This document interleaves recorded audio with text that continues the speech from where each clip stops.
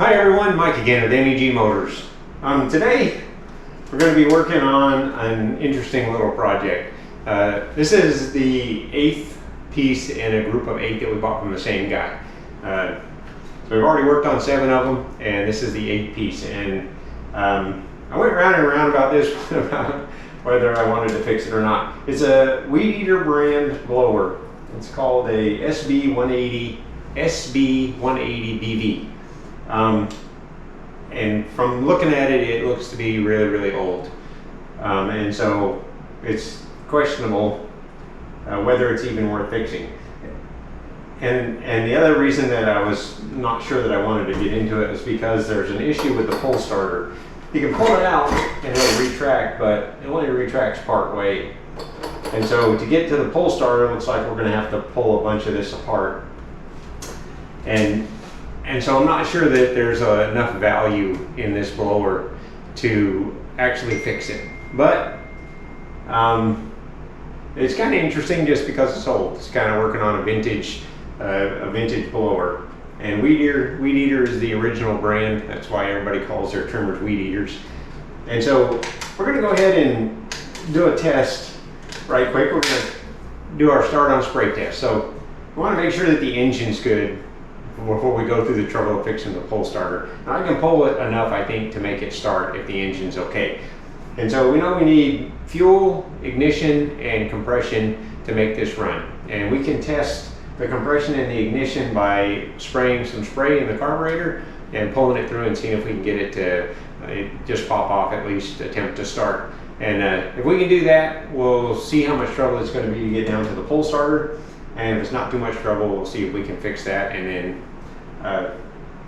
see if we can make it run again, and see how good of a blower it is. It'll be interesting to see how good of a blower it is if we get it back together. So let's do a start on spray test. So I've got the choke open.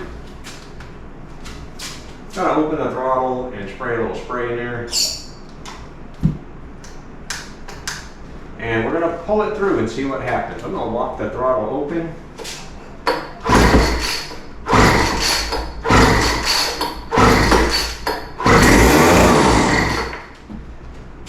So there we go. We got our start on spray, which is a good sign. It's a good sign the ignition system's okay and we have compression. So if we can fix the pull starter, probably have to do some fuel system work. I can't even see the fuel system. It's hidden under all these covers. So we'll have to take it apart and see what kind of shape the fuel system's in, and yeah, and then we'll go from there. So let's see how much trouble it's going to be to fix this pull starter.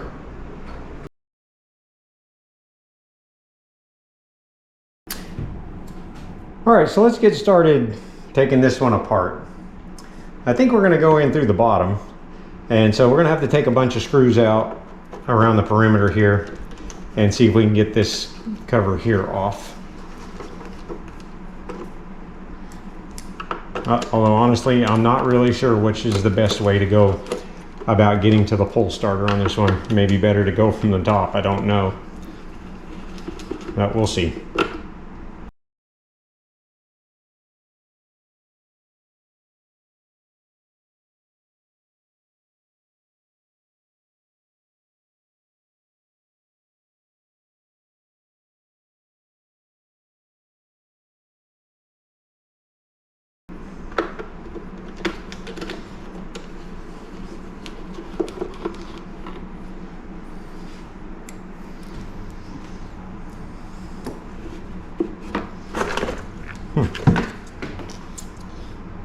All right, so here's our fan.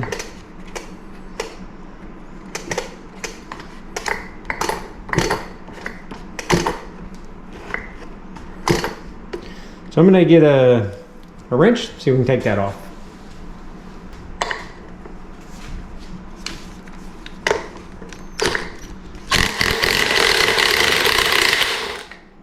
Got to be careful when you take nuts off of this equipment like this, because depending on which way the engine rotates, sometimes they have left-hand threads.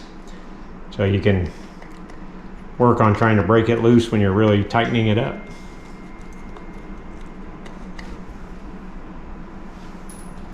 All right, let's see if we can get the fan to come off.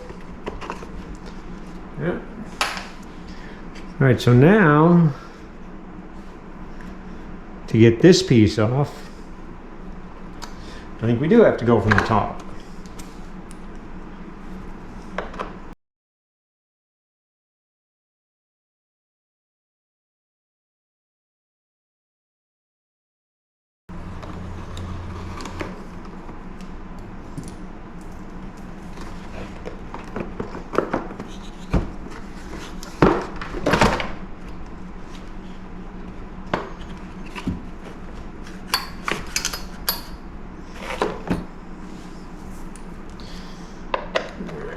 Let's see, we got one more piece here. I'm hoping.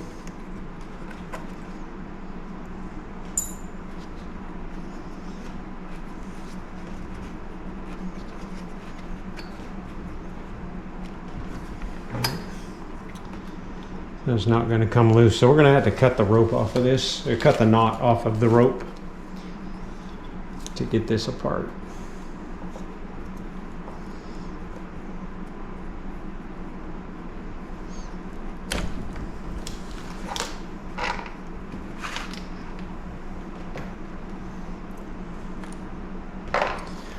All right, so here we are down at the bottom of our engine. And I think we're going to have to take this cover off.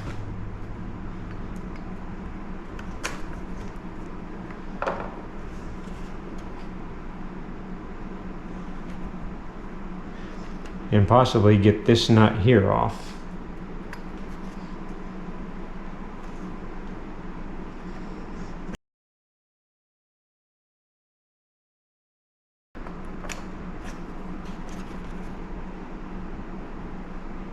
Oh, look at that. I guess we never would have unscrewed that, would we? So this just has a flat D-shaped hole that fits the crankshaft. So yeah, glad we figured that out before we broke something. Okay, so let's keep going. We're gonna take a few more screws out.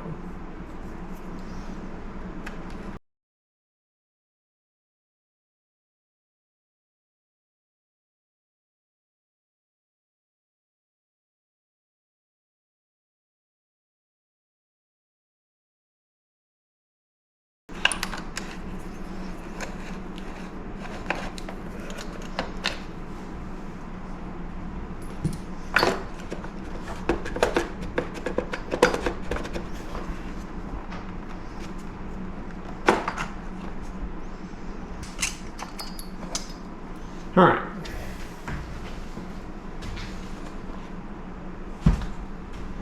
So we've got our pull starter off.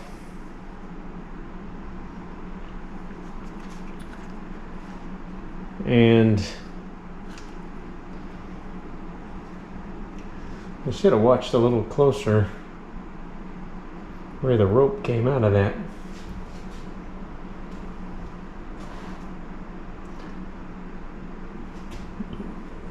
I think it came out back here. May have to watch the video to figure out for sure.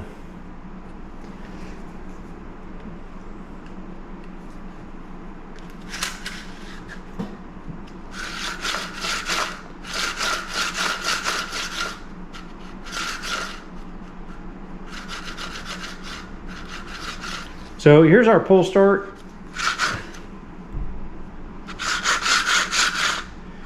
It actually seems to be working okay.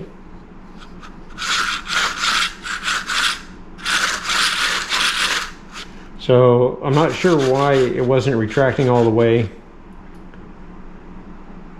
Could just be friction, or somebody didn't wind it tight enough when they replaced the rope the last time. I think we're going to go ahead and take it all apart, and we'll look at the spring underneath, maybe clean it up a little bit, oil it if it needs it, and see if we can make it work a little better. So we're going to take these two screws out right here.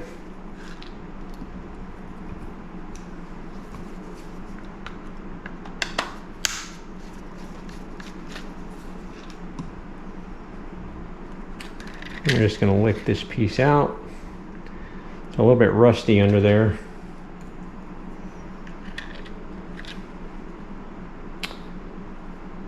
All right, and so this one, hopefully we're not going to unwind the spring here in just a second.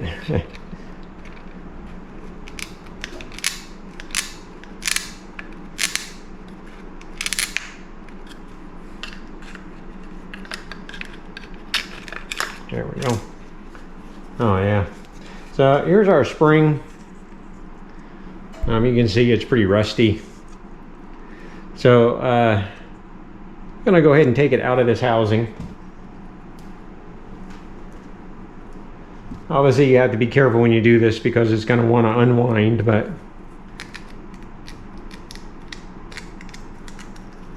and it can be a little bit dangerous sometimes to get it to come out, but all right. So I'm going to let it unwind. There we go. And so yeah, there's our spring. It seems to actually be okay. It's not broken or anything. Obviously it was still working. So I'm going to clean it up, clean some of the rust off of it, and then we'll wind it back up, clean the rust out of here. It may have just been so rusty that it was having trouble retracting. We'll clean it all up and put it all back together, and I think we're going to be able to make this pull start work again without buying any parts, which is a good thing. And then we'll work on seeing if we can make it run.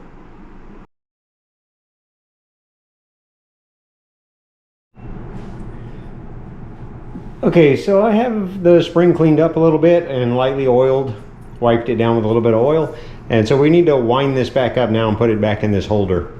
And it's important, obviously we could wind the spring in either direction, but it's only going to work correctly in the right direction. And so I can look inside the housing here and I can see where this hook end hooks into the plastic in the housing there, and that'll tell me that this needs to go on this way.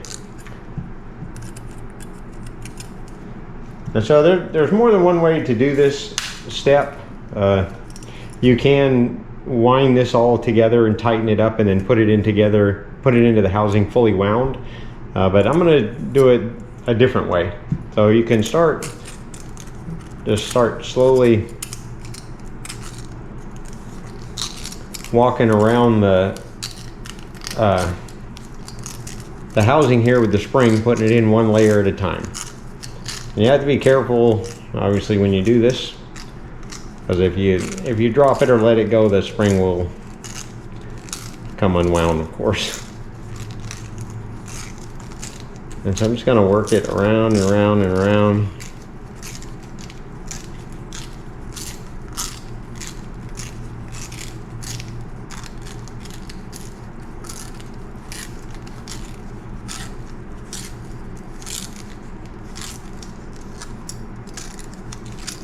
If you buy a new spring, it'll come fully wound, and you can put it install. You can install it fully wound, but obviously we're doing a used spring.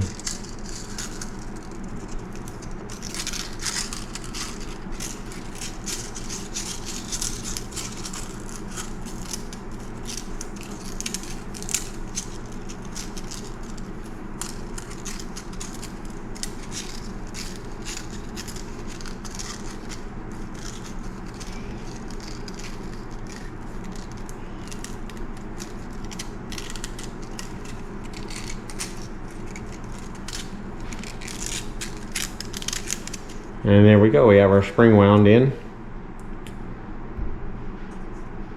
ready to install. And so we can put this in the housing. This hook, of course, has to go in the notch in the plastic housing. Right there. And then the rest of it goes down just like that. So it looks good. I did decide while we had it apart, I went ahead and put on a new rope. The old rope was, I don't know if it was necessarily bad. It was pretty stiff though compared to this one. This one's very soft and flexible. The other one was pretty stiff, which might have contributed to the fact that it didn't want to rewind. And so I went ahead and put on a new rope. We just wound it on the same way the old one went on, and captured the end under this screw. And so now we're ready to put this all back together. And so this notch on this spool has to fit on the inside part of the spring in here. And so we're going to go ahead and set that down.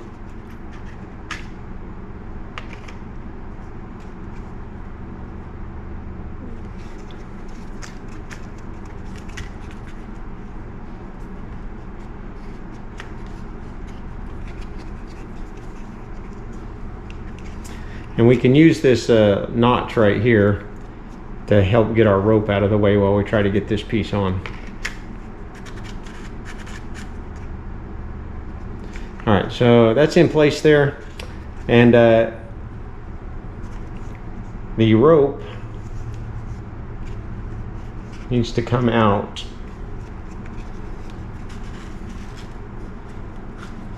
through this opening right here.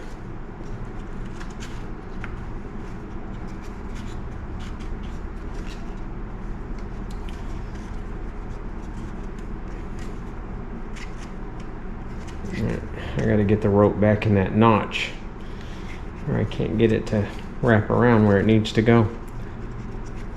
There we go. We're back in the notch now. We can spin this around where it needs to go. So yeah, so there's our rope. And this is going to go extend out past the housing there. So I think this is going to be a good length and a good wind. And so we're going to put the retainers in.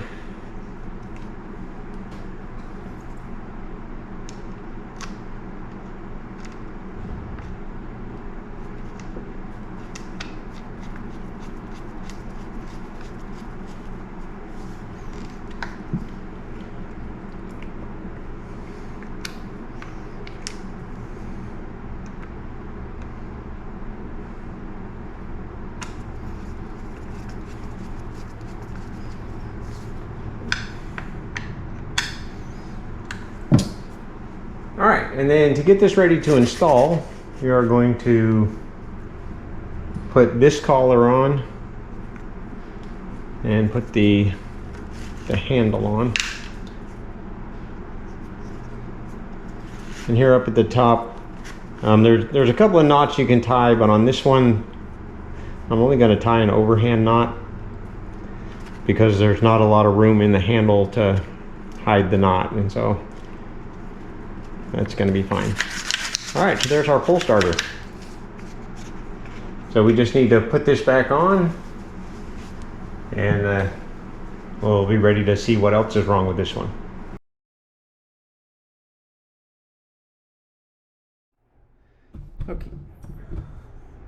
Okay, so I put the pull starter back on, and it seems to be working fine, but I'm not going to put the blower on just yet because I'm still not sure what we're going to have to take apart to get to the carburetor. And so from what I can see, it looks like this housing splits this way. And so I'm going to try to take off this side and see if that will get us down to the carburetor and the fuel system, and maybe give us an idea what we're going to have to do down there.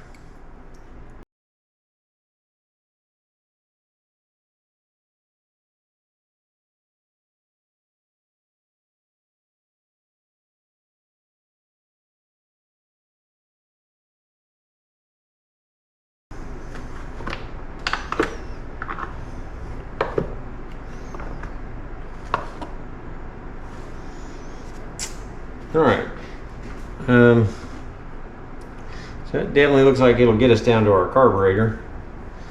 We're gonna disconnect a couple wires from the kill switch, I hope.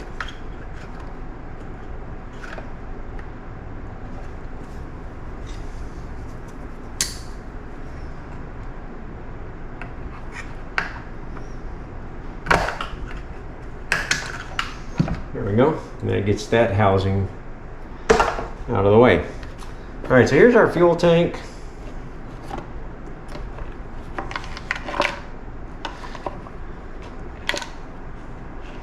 I'm not quite sure where the fuel, looks like there's a hole right here for a fuel line. And that looks like the only.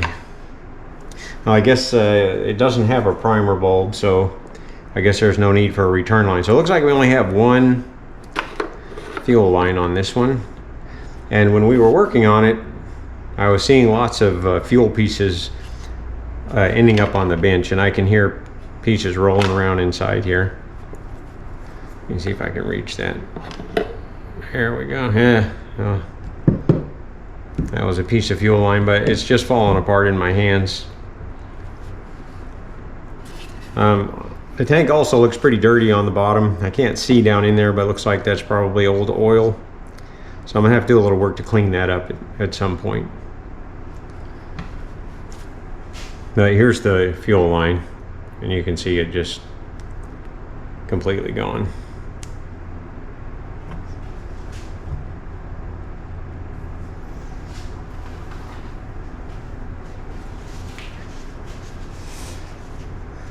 All right.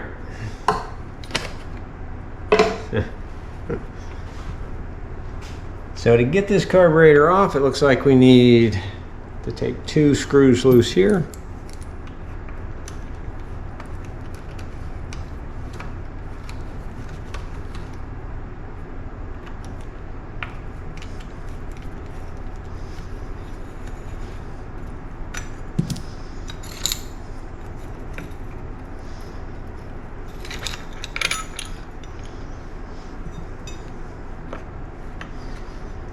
There's our choke lever.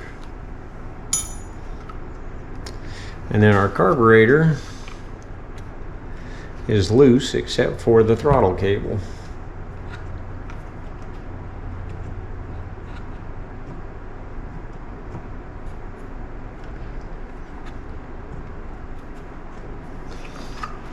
It seems to be stuck on its gasket. There we go. All right, so there's our carburetor. Oh, look, there's the other housing coming off.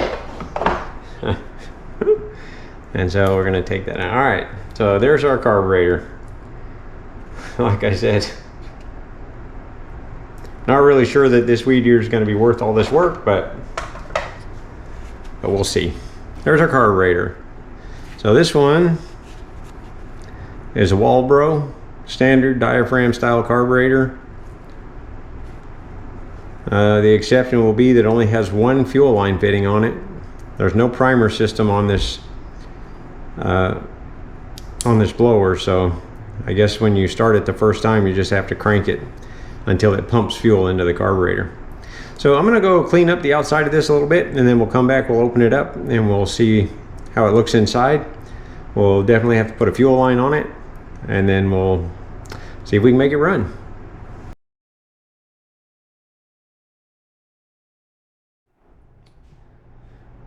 All right, so here's our carburetor.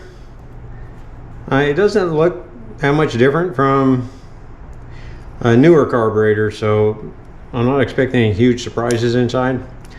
I said the only real difference on this one is there's no primer on the blower at all, so it's a little bit simpler if anything. And so standard carburetor, we have a fuel pump on one side. This side is the fuel pump, and we have a metering chamber on the other side, which is where the fuel is metered. And so we're going to open up the fuel pump side first and see how things look in there.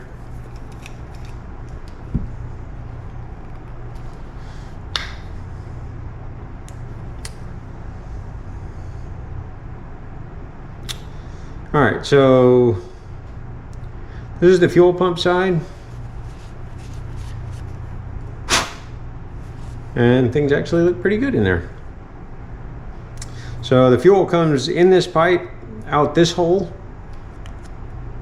It'll go down into this hole and over here, which is under the fuel pump diaphragm, and then out this hole, up this hole, down into this hole to be presented at this screen. And this screen is on one side of a passage that goes all the way through the carburetor, which allows fuel to get over to the metering chamber side. And so the important things on this side,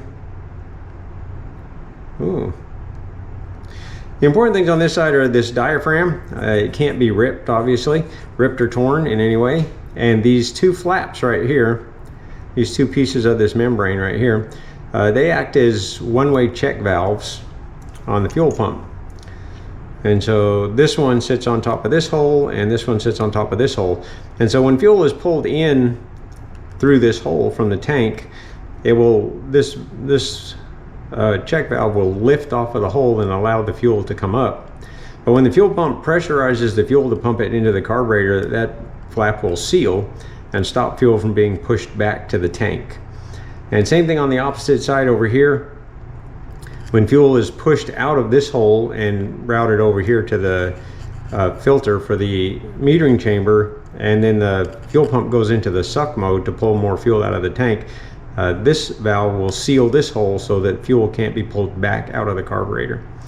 And so it's important that, like I said, this membrane not be torn and that these be soft. And these are actually pretty stiff. Too stiff, I think, to be reused. And so I'm hoping that I have this diaphragm, this fuel pump diaphragm. It looks pretty familiar. And so I'll check to see if I have that one. If not, we may have to order a kit for this carburetor. And so let's go ahead and take the metering chamber side apart. And we see a lot of trouble on this side. Something in the fuel today, the ethanol, attacks the diaphragm and makes it get stiff. And given that the fuel pump membrane is stiff on this one, there's a good chance, I think, that the metering chamber diaphragm is going to be stiff as well. Although, you know, it's not near as bad as the fuel pump. This is our metering chamber diaphragm, and it actually feels really good. I'm surprised, shocked. So I'm going to put a new one in it anyway, but this one feels really good. Although I think the fuel pump diaphragm being as stiff as it is, I don't think this carburetor would have pumped fuel, which may have been one of the reasons that it was taken out of service. So yeah, this is pretty stiff. All right, and then we have on this side, we have a metering lever and a needle. And so this diaphragm, so the engine, this chamber is normally full of fuel, and as the engine pulls fuel out of this chamber, it pulls this diaphragm down, and this button will eventually hit this lever, depress the lever, and raise the needle off of its seat, which will allow this chamber to fill with fuel. And as it fills, the diaphragm will rise up off of the lever. The lever will rise and the needle will seat to stop the engine from flooding from pressurized fuel.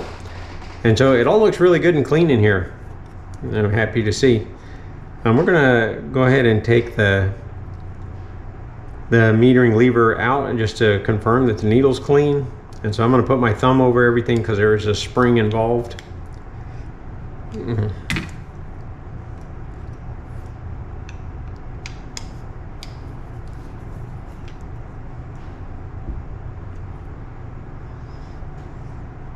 All right, and so here's our needle. You can see the red tip. This whole needle should be red. So this one's discolored a little bit. We'll clean that up, and then we'll put this back together and reuse that needle. But yeah, actually the carburetor doesn't look near as bad as I was expecting based on the condition of the fuel pump and the fuel line. So let me pause here. I'm going to look around for some parts, and then if I have the parts, we're going to come back and put this together. All right, so we got lucky and I had the right parts. There's a new fuel pump diaphragm, and there's a new metering diaphragm. This one's cut just a little bit different, but it's fine. It'll work just fine. So we're going to put the fuel pump side together first. So the gasket is fine. We're going to reuse that gasket, but we're going to put this new diaphragm in place. So this should go on this way. And then this will go on right there.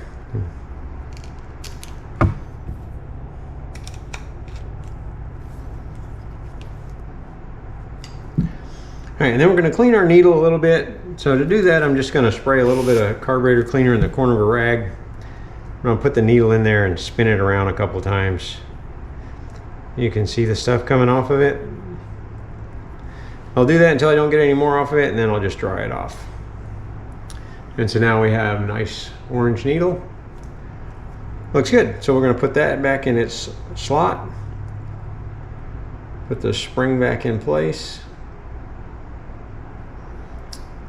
And then if you look on the lever, you'll see that there's a dimple right there, and that's where the spring has to be. So if the spring ends up, for instance, out here under the lever or off center, it won't work. So the spring has to go around that dimple. And so we're gonna place this on the spring first, and then we'll work it up under the needle. And once it's in place, we can look up from the side. And hopefully you can see that the needle is around the dimple where it belongs. And then we'll put the retainer screw back in place.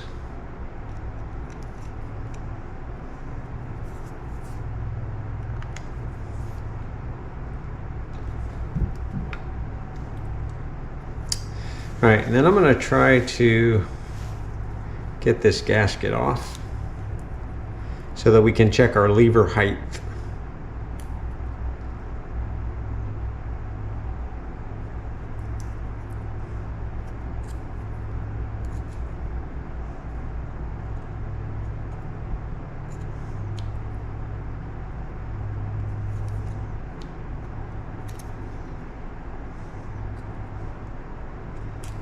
There we go. So the height of this lever is important. If it's too high or too low, then the needle won't, if the lever is too high or too low, the needle won't open and close when it's supposed to. And so there's a gauge. This is a Walbro carburetor, and this is a Walbro gauge. And when we look at this carburetor, we can see that the model number begins with WT. And so we look on our gauge until we find WT. And WT is right here. This rarely comes out on the camera, but WT is right there. And so that means that we're going to use this part of the gauge to set our needle. And so we just place this on the gasket surface without the gasket. All right, that's why I took it off. And the center of the gauge should just barely touch the needle. This one actually looks really, really good. So we're going to leave it just like that. And so with that done, we're going to put our gasket back on. We're going to put our new diaphragm back on. And we're going to close it up.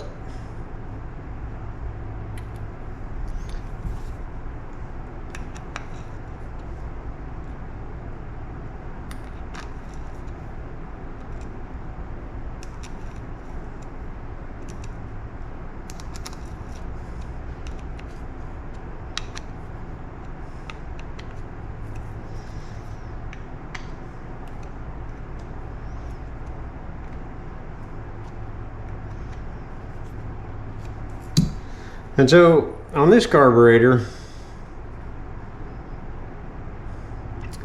it's interesting that we only have one adjustment needle. Most of the time, a carburetor will have a separate adjustment needle for low speed and high speed. And this one only has one adjustment needle. So it may be interesting to get the carburetor adjusted. It's also limited. As you can see, it can only move like a quarter of a turn. And so I'm going to remove this limiter because there's a good chance that we may need to do more adjustment than that. And once it's back on, it'll be very hard to get that that piece off. So give me just a second. So I'm going to attempt to just push it off. Most of the time they're just pushed on, so hoping it'll just push off. Yeah, it's coming off pretty easy.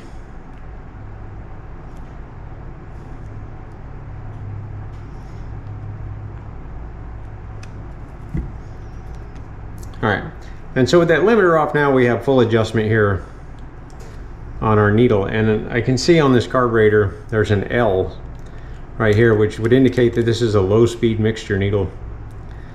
And so I'm not sure what we're supposed to do if the high speed's not right, but I guess we'll see once we get it running. All right, so I've got the gas tank. I put some gas in it to soak. I'm gonna go see how clean it came, and then we'll see if we can put this back together.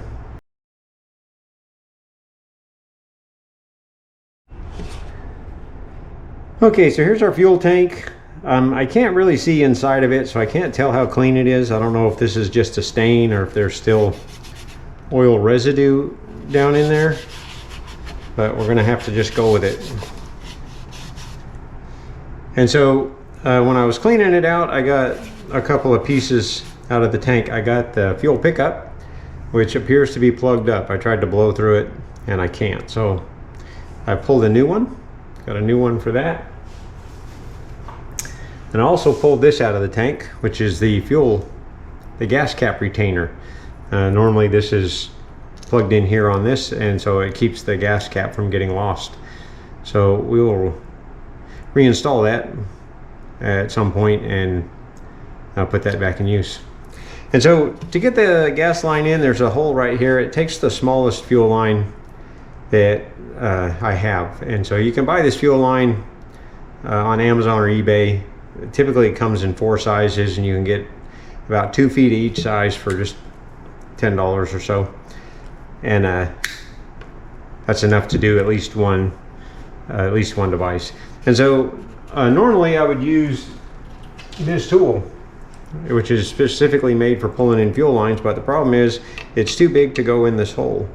And so I have to use a different tool that's kind of a homemade version of that. And so I have this tool, which is really just a piece of safety wire that I've bent a little hook on the end in.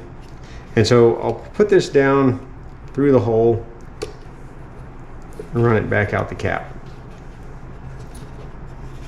And so I've cut a taper on the end of the fuel line that we're going to use, and I'm going to poke a hole in it with this awl so that we can get it on this tool.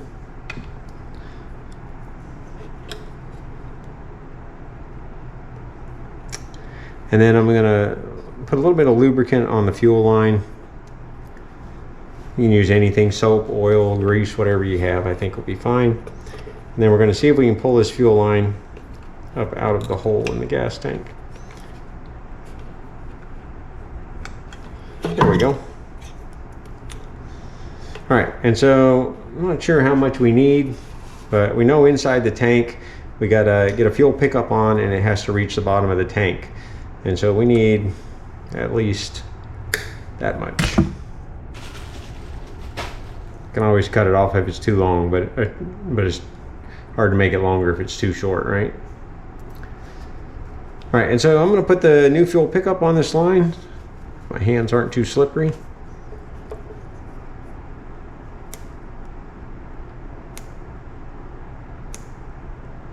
At least I hope I am. The fitting on the pickup is fairly large for this small line, but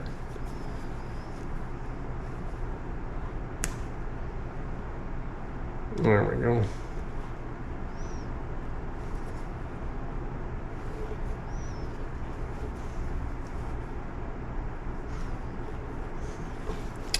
So there we go. We got the fuel line all the way on. And so we're going to stick that back down in the tank.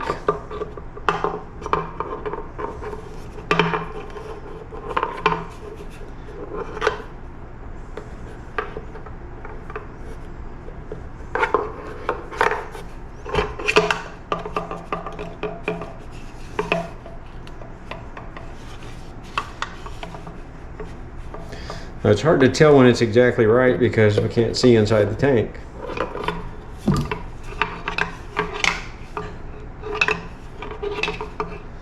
I can hear it sliding across the bottom of the tank though, so I think that's pretty close. All right, and so now we need to just put this back together. Not sure how much of a chore that's going to be, but we'll see. So we're going to start with this housing.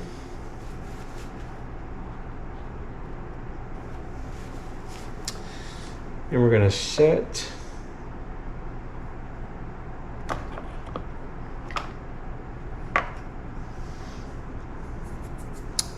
oh, you know what? We should probably put the carburetor back on before we do that. Looks like that might be more difficult to do after the fact. So let's do that. So let's see, here's our carburetor.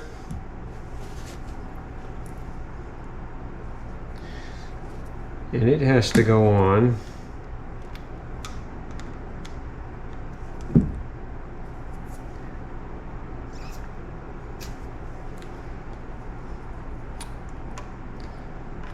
It has to go on like this. So we're going to put our throttle back in. I'm not sure which hole that was in. Had to be the second one. Put our throttle back in, and we need, actually,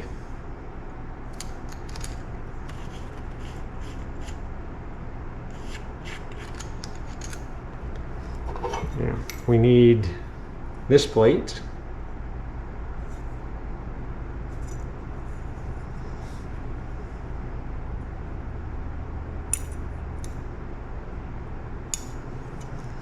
Which goes on here, and this screw has a special collar on it that keeps it from tightening down and binding the choke. So this one has to go in this side. There we go. Put this screw in this side.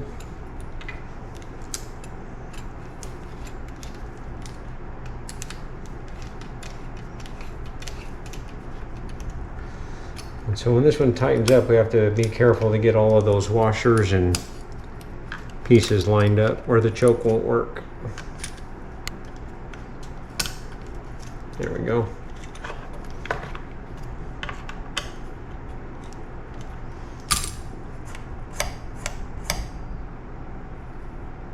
Uh-oh. Put this plate on.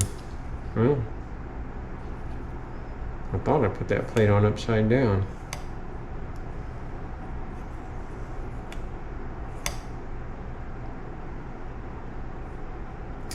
I put the choke lever on upside down. I was trying to figure out why it wasn't following the detents. So there's detents here. This needs to go on this way.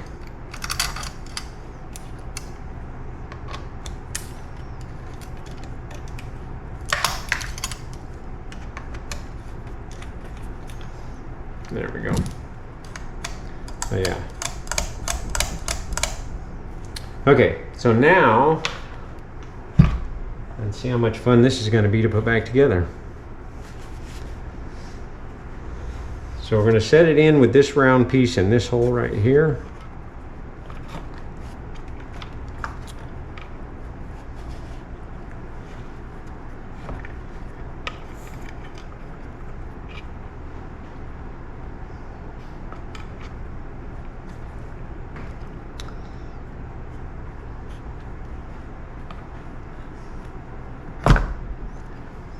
Just like that. And this piece goes in the top like that.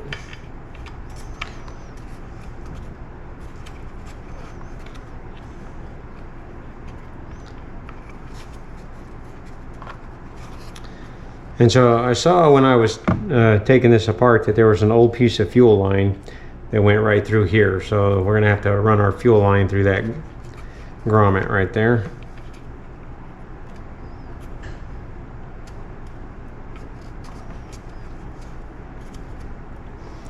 So our fuel tank should go right in here. Our fuel line.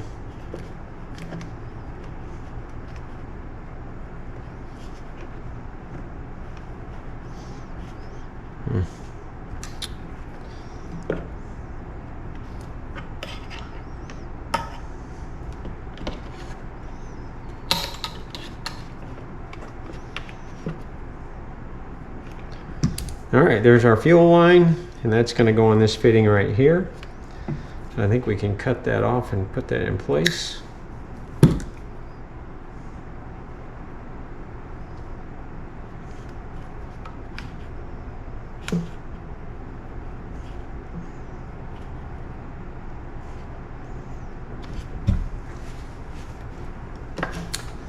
All right, so we're looking good. Gonna put this piece on over the exhaust.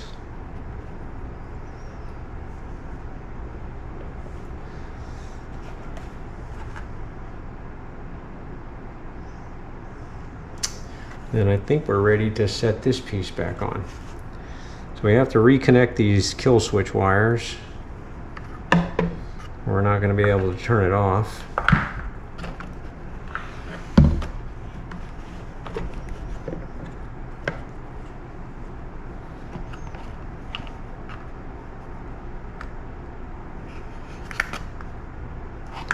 Assuming we're going to get it to run, right?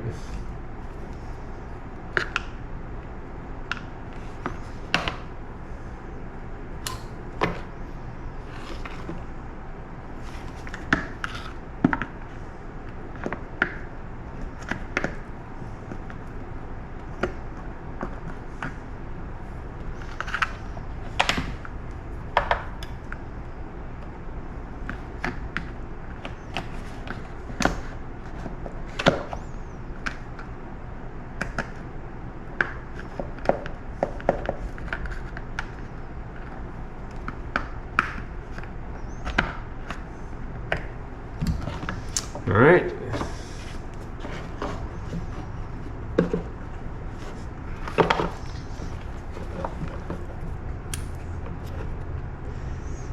Trying to make sure that the wires go down in this slot so they don't get pinched.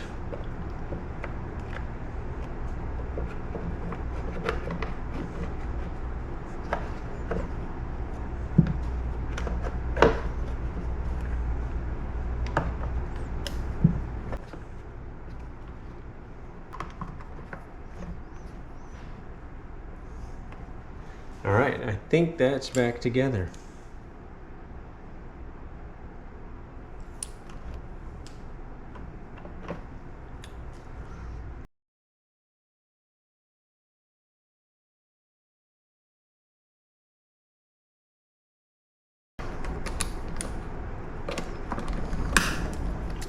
I see that our exhaust shield didn't survive it, so let's see if we can get that in without having to take this all back apart.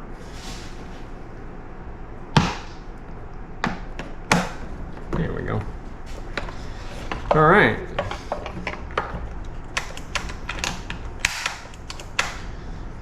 I think that looks like progress.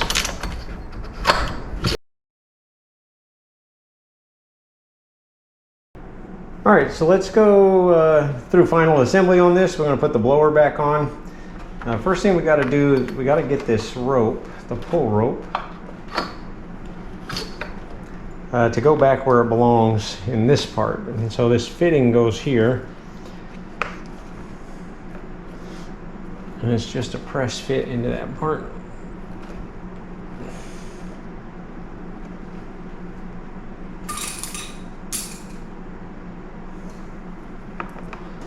There it goes. And then this piece, the rope goes under here.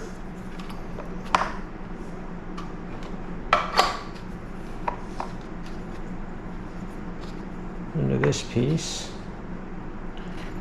And then that piece comes over to hold that in place.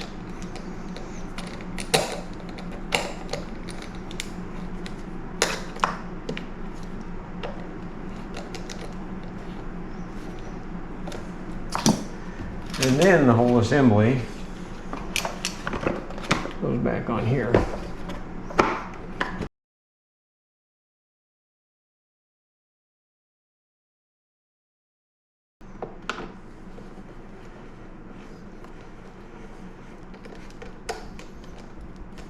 All right.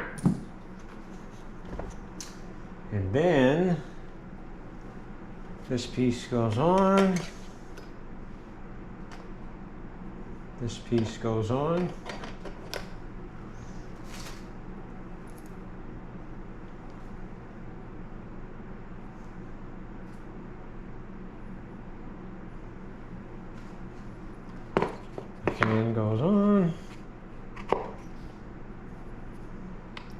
washer, this washer, and this nut.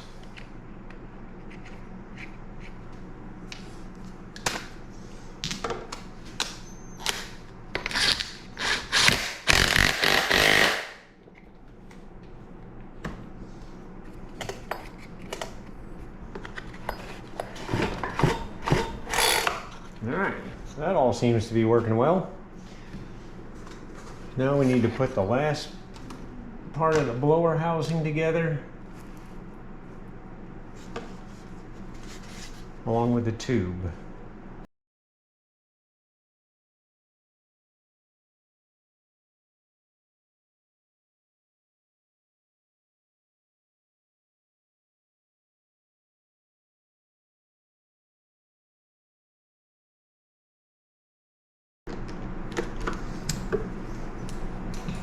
All right, well, there we are.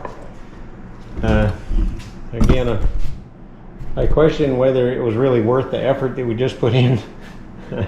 Normally, I spend about 30 minutes resurrecting a piece of equipment, but we probably got 2 hours in this one, and it's probably worth less than most of the ones that I do. So we're gonna put some gas in it, and we're gonna see if we can make it run.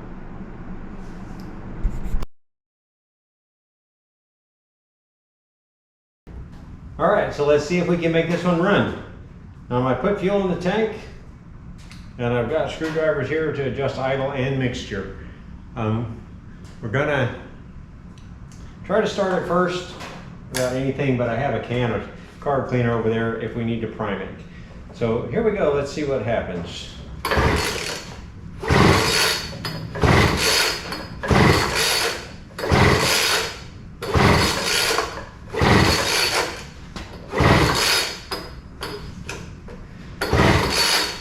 Like our recoil still isn't going all the way back. Oh, look at that, we got a start. I'm gonna go to half choke.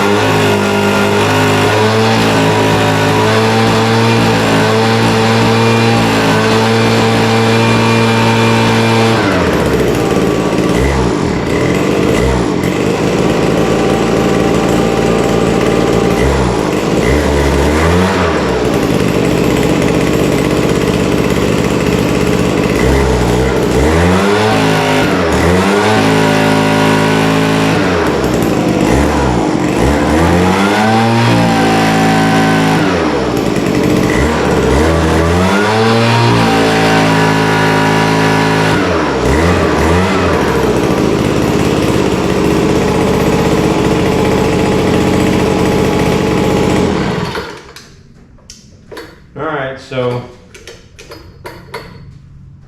mixed results, of course. It actually sounds like it's running okay. It's a little bit lean, I can tell on the top end. It doesn't want to take the throttle. And again, we have no high-speed mixture adjustment. So I'm going to try to put the air cleaner back on. Sometimes the restriction of the air cleaner can make a difference.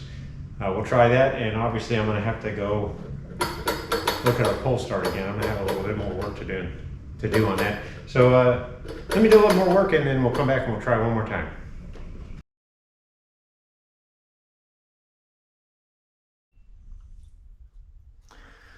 All right, so I've taken the pull starter back apart on our blower here, and I don't see anything broken. So I think one of two things has happened. If you look here at how the spring is engaged by the pull rope, as the pull rope is pulled, this plastic piece here contacts the spring and winds up the spring as the rope is pulled. If you notice though, the spring, the plastic piece has like a ramp built into it, but the spring doesn't match. And so it's possible for the spring to pop off of this plastic piece and essentially unwind. And then the next time the rope comes around, it'll catch it again. So that's one possibility. That could be what happened. The other possibility is that when the spring got wound up, after we have pulled it to full extension, this will wind the spring up several turns. If for some reason the spring doesn't want to return because it's rusty and dirty, it's possible that the plastic piece could override the spring, basically like this, and come off here and potentially skip a turn, which would unwind it like one turn, which is kind of what we saw at first. When we pulled the rope the first time, it just slipped like one turn, so that there was about a foot of rope that wouldn't retract. And then as we continued to pull it, it slipped more and more until it wasn't retracting at all. So I'm going to do two things. First, I'm going to try to bend this spring so that it matches this angled part of the plastic to help it stay engaged and less likely to pop off like that. And then I'm also going to oil up this spring really well. This spring was rusty, and so the pieces don't slide against themselves as well as they should.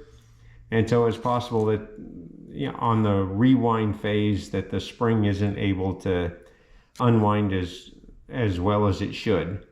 And so I'm going to try those two things and put it back together, and we'll try it a few more times. And if that doesn't work, I'm just going to have to buy a new spring. I believe the spring is the heart of the problem. So let me see if I can adjust this spring. Now, this is spring steel, of course, and so there's a chance that I'm going to break the spring when I do this, but we got to try something. Obviously, this was a problem before we started because the rope wouldn't retract before we started, and it's become a problem again. So let me see what I can do with the spring, and then we'll go from there.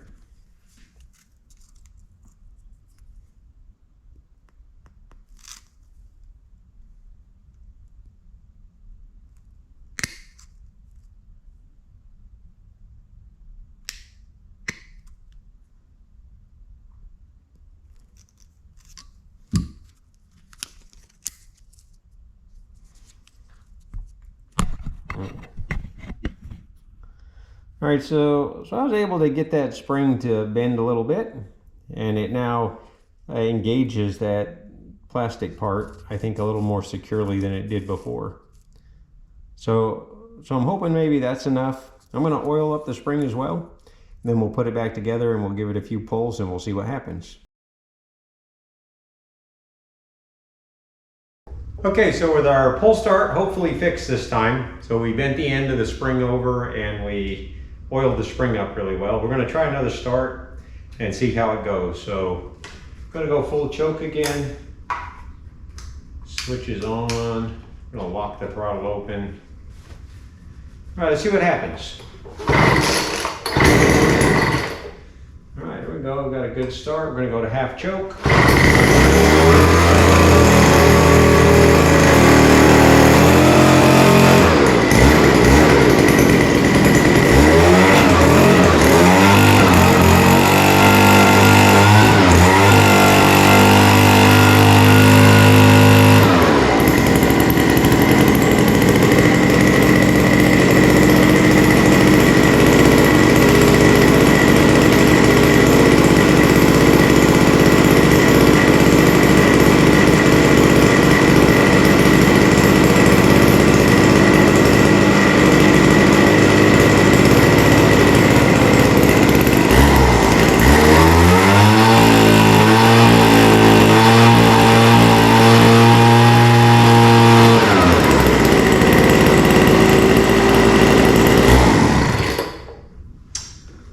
So it sounds like it's running rich on the top end, but again, we don't have a way to adjust that. And so I just tried leaning out the idle to try to compensate.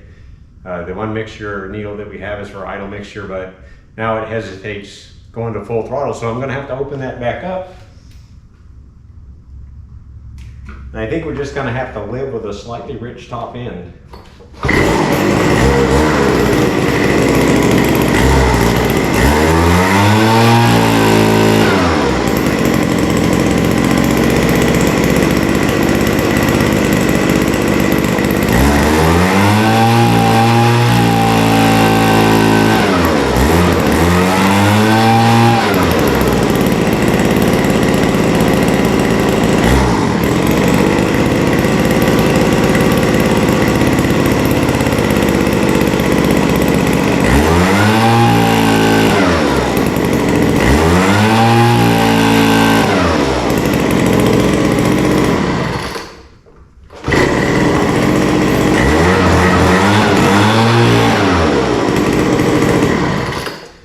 All right, so the good news is that the pull start seems to be working better. Obviously, I've started it a few times and it hasn't slipped.